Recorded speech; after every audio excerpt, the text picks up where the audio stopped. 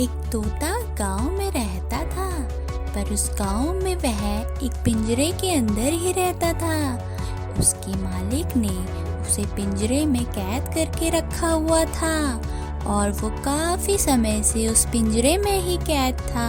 वह बाहर निकलना चाहता था, बाहर की दुनिया में वह कूदना चाहता था, उड़ना चाहता था। अब एक दिन जैसे तैसे वह उस पिंजरे से बाहर निकल गया और बाहर निकल के वह पूरे जंगल में और पूरे गांव में उछल कूद करने लगा।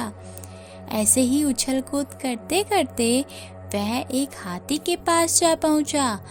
हाथी आराम से एक पेड़ के नीचे बैठ के आराम कर रहा था और वह बहुत ही गहरी नींद में भी था।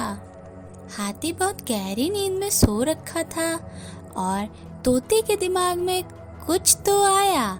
तोता उसे बहुत परेशान करना चाहता था। अब तोते ने क्या किया, तोता उड़ते उड़ते हाथी के सर के ऊपर बैठ गया और उसे चोंच मारने लगा। जैसे ही हाथी की नींद खुली, वह तोता उड़ के फटाक से पेड़ पे जा पहुंचा और पेड़ पे बैठकर हंसने लगा।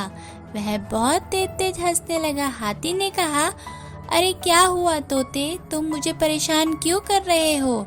जाके अपना काम करो।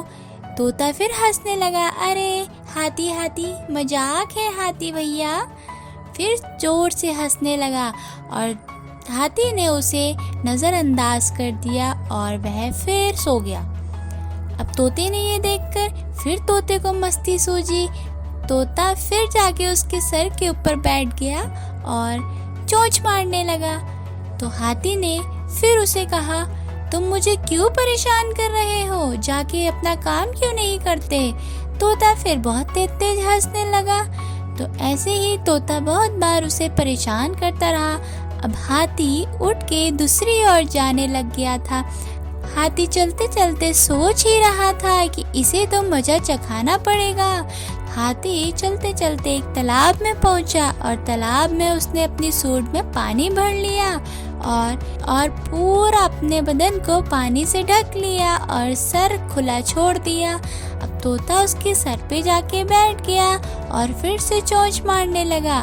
तो जैसे ही तोता चोंच मार रहा था, हाथी ने फटाक से अपनी सूंड से पानी तोते के ऊपर डाल दिया।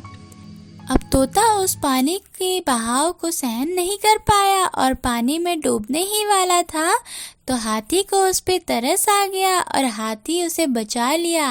और तोते ने उसे बोला, हाथी भैया मुझे माफ़ कर दो, मैंने तुम्हें बहुत परेशान किया। तो हाथी ने कहा, कोई बात नहीं। तो इस कहानी से हमें यह सीख मिलती है कि कभी किसी को हद से ज़्यादा परेशान नहीं करना चाहिए। दूसरी कहानी के साथ फिर मिलते हैं, तब तक के लिए बाय बाय।